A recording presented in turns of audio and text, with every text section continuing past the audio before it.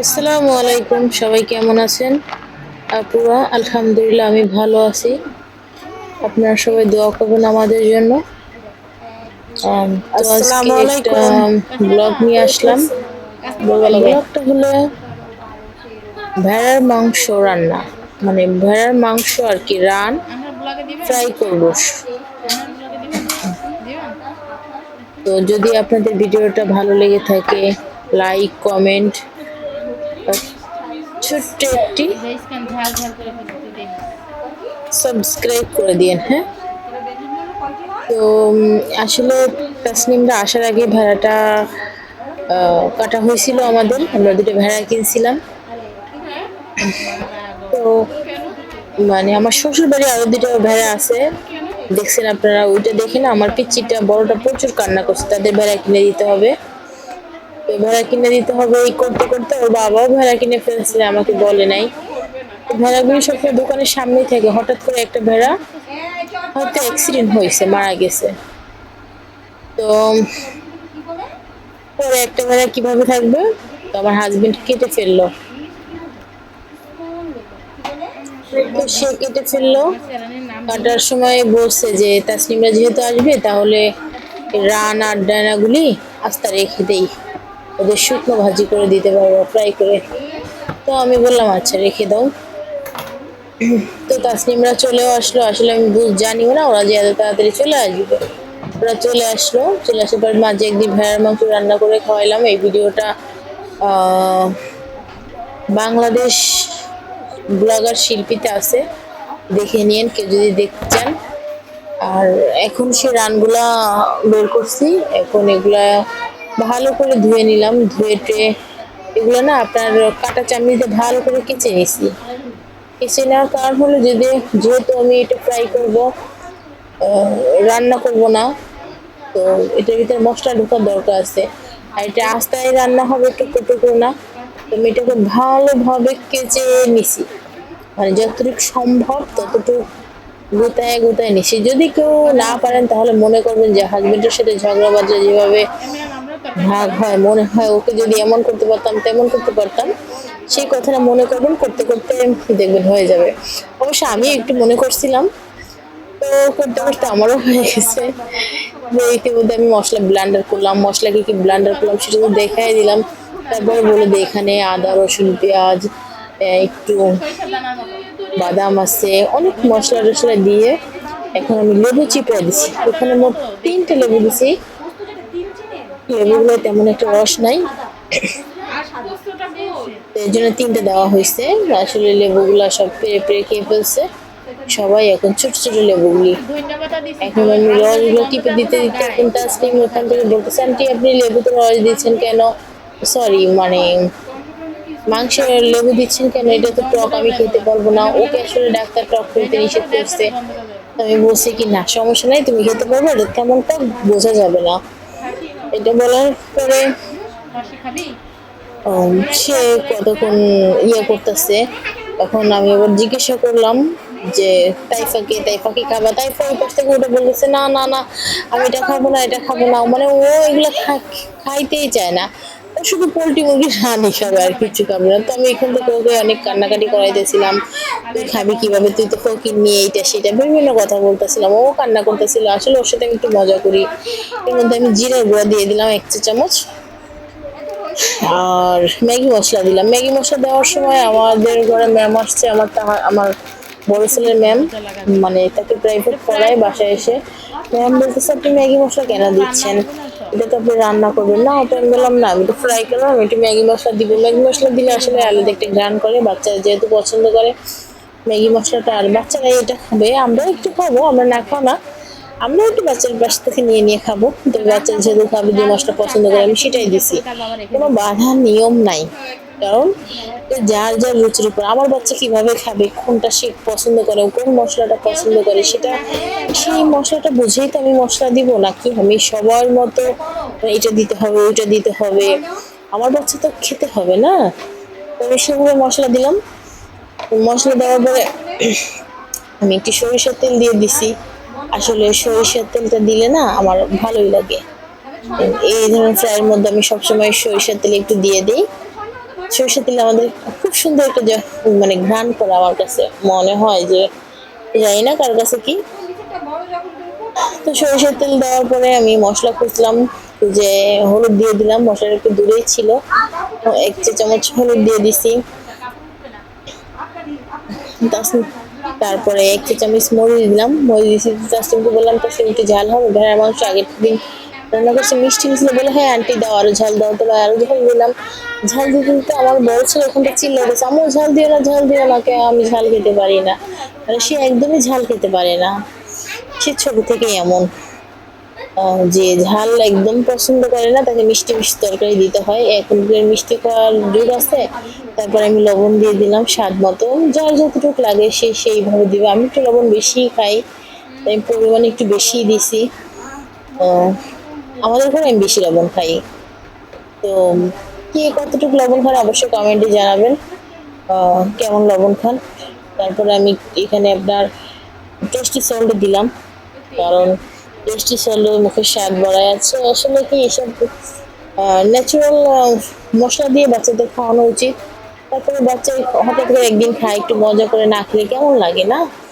তো সেটা দেওয়ার পরে ধনিয়া দিলাম, ধনিয়ার গুঁড়া, ধনিয়া গুঁড়া দিয়ে দিলাম 1 চা চামচ।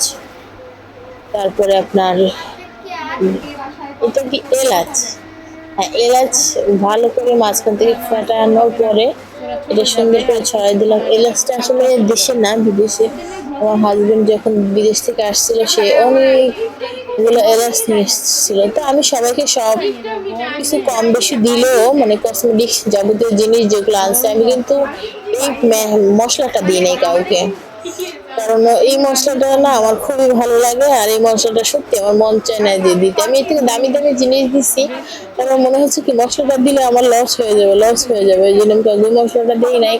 মশলাটা আমার নিজের জন্য রেখে দিয়েছিলাম, তো সেখান থেকে দিয়ে দিলাম। এটা দিলে ঘ্রাণও করে, অনেক ভালো লাগে। বাজারে গুলো অনেক সময় চিমা হয়, একটা ছোট হয় একটা বড় হয়, মানে সব এক সাইজের না, এটা এক সাইজের এবং গ্রিন কালার এটা। তারপরে আমি এলাচ দিয়ে দিলাম, এলাচ দাও, ও হ্যাঁ এলাচ তো দিয়ে দিছি, ওই যে কি জানি বলে গাছের চাল, দারচিনি, দারচিনি দিয়ে দিলাম। দারচিনি দেওয়ার মধ্যে থেকে মনে পড়লো একটু সল্ট দিলে হয়তো ভালো লাগতো। তখন তাইফাকে বললাম যাও তাইফা তোমার আঙ্কেলের কাছ থেকে সল্ট নিয়ে এসো। সে তো যাবেই না, সেও যাবে না, আমার বড় ছেলেও যাবে না, ছোট ছেলেও যাবে না, কেউ যেতে রাজি না। তো আমি অনেকক্ষণ চিল্লাপাল্লা করলাম, যা না যা না যা না, অত তারা যাবে না। একজনে দুইজনে পড়তেছিল, তাইফা একা একা নাকি ভয় পায় অনেক, তাইফাও গেল না। তারপর কি আর করার, আমি বসে বসে মশলা বানাচ্ছিলাম আর খুবই মন খারাপ করছিলাম, মানে মশলাগুলো লাগাচ্ছিলাম, খুবই মন খারাপ করতেছিলাম যে এটা একটু মশলা লাগাই রাখলে ভিতরে মশলাটা যাইতো, আধা ঘন্টা এভাবে রেখে দিলে ভালো হইতো। তো মন খারাপ করতে করতে ওরা কি করলো, তখন যে আমার মন খারাপ দিকে চলে গেলাম নিজেই জানি না। চলে গেছে আপনার সস আনতে, এধার থেকে মশলাটার ভিতরে এমন সুন্দর একটা ঘ্রাণ বের হচ্ছে, খুব ভালো লাগতেছে। আমি খালি তাসনিমকে শুকাচ্ছি, ম্যামকে শুকাচ্ছি, দেখেন ম্যাম কি সুন্দর একটা ঘ্রাণ বেরোচ্ছে। ম্যাম বলতেছে হ্যাঁ আপনি কাঁচাই খেয়ে ফেলেন। তো এই দুষ্টামি করতে করতে করতে করতে সব মশলাগুলি লাগাই ফেললাম। আসলে এগুলোর ভিতরে ভালো করে একটু হাত দিয়ে নাড়াই দিলে ভিতরে মশলাগুলি ঢুকবে না। আমি যে কাঁটা চামচ দিয়ে যখন এটাকে ভালো করে কেঁচাটা দিয়ে দিছি, হাত দিয়ে নাড়াচাড়া করে দিলে ওটার ভিতরে মশলাটা ঢুকবে, ঢুকলে এটা খেতে ভালো লাগবে।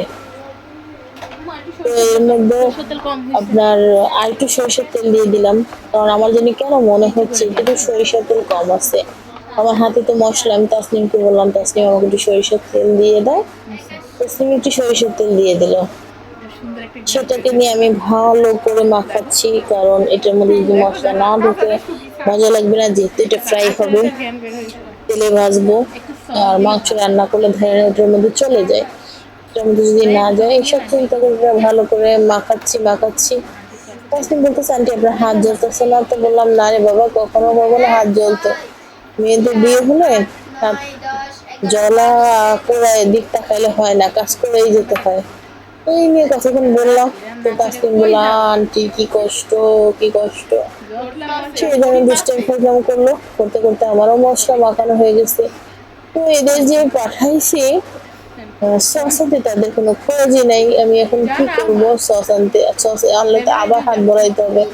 আমি এটা সেজন্য ভালো করে মালিশ করতেছিলাম মশলাটা তার গায়ে, সুন্দর করে ফিনিশ করতেছিলাম যেন সবগুলো তার গায়ের মধ্যে ঢুকে। আর এটা ফ্রাই করার পর খেতেও জানি ভালো লাগে। যে বেলা সেই কাজ তাদের দ্রুত করে ফেললাম। করতে করতে এখন টুকটুক করে আওয়াজ পাচ্ছি যেন কি আসতেছে, মানে তারা 3 ভাই বোন আসতেছে, কেউ যাবে না বললো। এখন তাইফা তাসনিম, মুবিন আর আমার বড় ছেলে তাহাসিন 3জনই চলে গেছে। এর মধ্যেও ম্যাম বলতেছে ম্যাম চলে যাব, ম্যামের একটু শরীর খারাপ। আর কি আসু তাহাসিন যে ম্যামটা পড়ায় সে একজন হিন্দু ম্যাম, খুবই ভালো, খারাপটা অনেকই ভালো। আসলে মানুষের মধ্যে খারাপ ভালো মিলে, মানুষ যে ভিতরে বেশি গুণ ভালো তাকে সবাই ভালো বলে, যার ভিতরে বেশি খারাপ তাকে সবাই খারাপ বলে। ম্যামটা খুবই ভালো, খারাপটা। ম্যামকে বলছে আচ্ছা আপনি যান, কালকে আসেন, আসার পর দেখা যাবে। ম্যাম ডাক্তার দেখাইতে যাবে আর কি, এ ধরনের কথা বললে বেতনটা দিতে হবে। দিদি যে কত কথা বললাম, তাদের কোনো খোঁজ খবর নাই, তারা আসতেছে না। পরে আমার প্রচন্ড রাগ হচ্ছে, কেন আসতেছে না। তো মশলা মাখানো হয়ে গেছে, আমি অপেক্ষা করবো তারা কখন আসে। আসতেছে না, তো আমি এর সাথে একটু আটা দিয়ে দিলাম, আটা না ময়দা আর কি দিয়ে দিলাম, যে মাখির সাথে একটু ময়দা দিয়ে দিই, এটা ভালো লাগবে, ফ্রাই করবো তো। তো মশলা দিতে দিতে তাদের কোনো আর শব্দই পাচ্ছি না। আমার প্রচন্ড রাগ হচ্ছিল যে এতক্ষণে আপনার বলতেছি সারা বাংলাদেশ থেকে ঘুরে আসে যায়, তুই আসিস না কেন। এর মধ্যে ওরা চলে আসছে সস নিয়ে আসার পর আমি এর মধ্যে সস দিয়ে দিলাম, 2টা সস নিয়ে আসছে। বলে আন্টি আঙ্কেল দোকানে সস নাই, তো নাই চলে আসবি, আমরা কিনে নিবো। কিন্তু সে রাজি না, সে সস নিয়ে আসবে। তো তার আঙ্কেল তাকে 2টা সস দিল, অনেক খোঁজাখুঁজি করে 2টা সস পাইলো, সে সস 2টা এনে আমি দিয়ে দিলাম। তো আমার মশলা হয়ে গেল। আসলে আমাদের এখানে প্রচুর মাহফিল হচ্ছে মিলাদুন নবী হিসাবে, এখানে প্রতিটা জায়গায় মাহফিল হয়। 2 দিন পর আমাদের বাড়ি হবে। তো মশলা টসলা দিয়ে এখন এটাকে ভালো করে ভাবতেছি এটা কিভাবে আমার পাতিলে ধরবে। এটা তো আসলে অনেক বড়, আমার পাতিল তো ছোট, কিভাবে কি করবো বুঝতেছিলাম না। মানে ভাবতে হঠাৎ মাথায় একটা বুদ্ধি এলো, কি করা যায়। তো তাসনিমকে বললাম তাসনিম এদিকে আসো, তাসনিম আসলো। তো ভাবলাম যে এটা ভালো করে বুটে নিয়ে সুতো থেকে বেঁধে দিব, বেঁধে দিলে হবে কি যেটা পাতিলের বাহিরে আসবে না, সবটা ভালো করে ফ্রাই হবে। যেই বলা সেই কাজ, তাসনিম তাড়াতাড়ি চলে আসলো সুতো নিয়ে।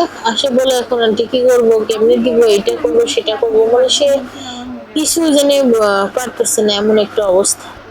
পরে আমি একটু রেগে গেলাম যে তুই সুতা দিয়ে এটা পেঁচাবি। তখন বলছি, পরে সে বলছে কি আচ্ছা আমাকে বুঝাই বলেন। তো ওকে আসলে রেগে কোনো কথা বলা যায় না, ও কান্না করে দেয়। বড় সুতা নিয়ে আসলো, সুতা নিয়ে এসে আমরা এটা ভালোভাবে বাঁধলাম 2জন মিলে। বাঁধার পরে সবগুলো ভালো করে বাঁধলাম, যে এটা গরম তেলে দিয়ে যেহেতু ভাজতে হবে, এটার রগগুলা কাটানো, এটা ছেড়ে দিতে পারে।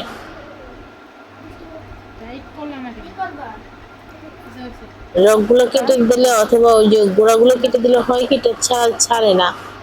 এইভাবে বানতে রইলাম। আসলে তাসলিম তো তেমন ভালো কোনো কাজ পারে না, ভালো কি মানে কোনো কাজ টাজ পারে না। ওকে বলতেছে কি সুতা দিয়ে পেঁচাও, সে একবার পারতেছে, একবার সুতা পড়ে যাচ্ছে, এই অবস্থা। তো আমি আবার কি করলাম, 2 হাত দিয়ে জোরে চেপে ধরলাম, চেপে ধরে বললাম শক্ত করে বাঁধো। পরে শক্ত করে বাঁধলাম।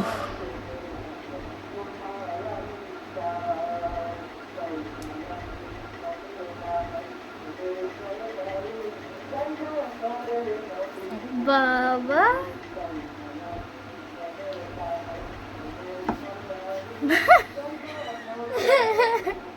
আমার দোষ নাই। কিসের দোষ নয়?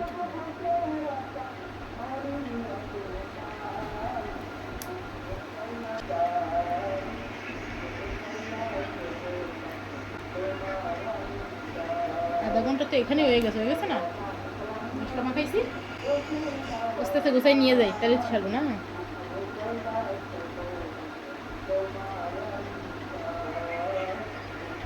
একটা কাজ করবা, কি আলু কুচাবা, ফ্রাই করবো আলু। না দাও। দরকার নাই, এর থেকে বলো আন্টি এটা সে খাওয়ার জন্য দুটো পরোটা বানানো মজা হবে। বানায় কথা কিছু বলবা, ওগুলো না করে দুটো পরোটা বানাই, এটা দিয়ে খেতে মজা হবে। আমি চিকেন ফ্রাই করলে পরোটা বানাতে মজা হয়।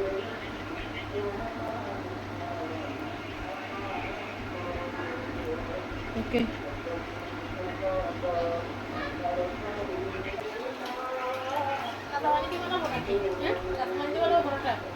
কাঁচা পানি পাকা পানি দুটোই না।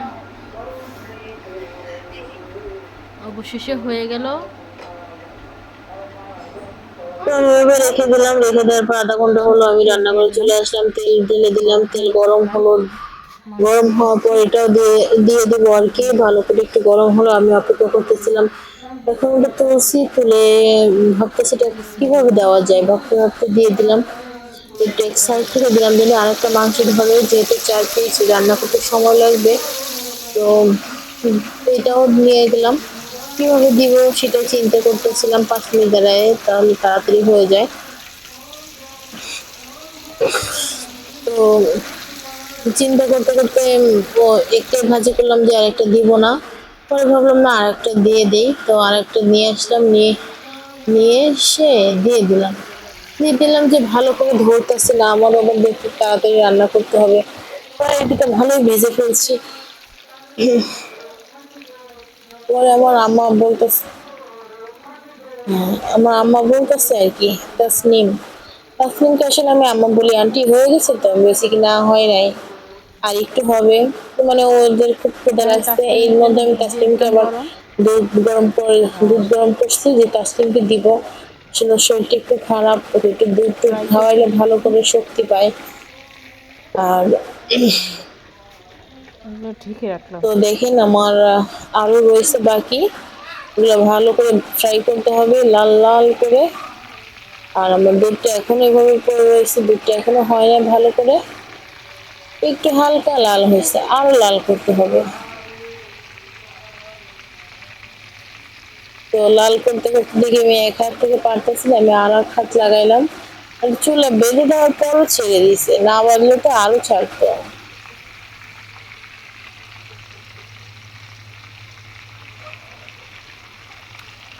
পাতিলটা আর একটু বড় দিলে হতো না, নাহলে একটা একটা ভাজতেন।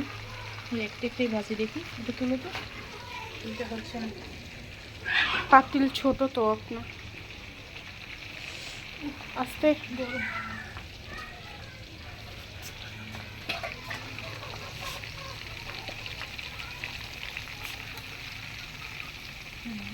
সুন্দর করে ভাজা হবে না। ডাকি দেন, শুকিয়ে যাবে।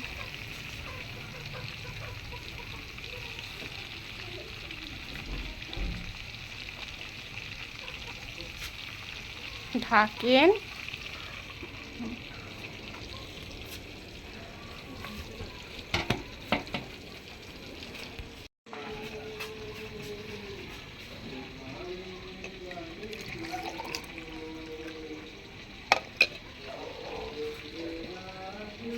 তারপর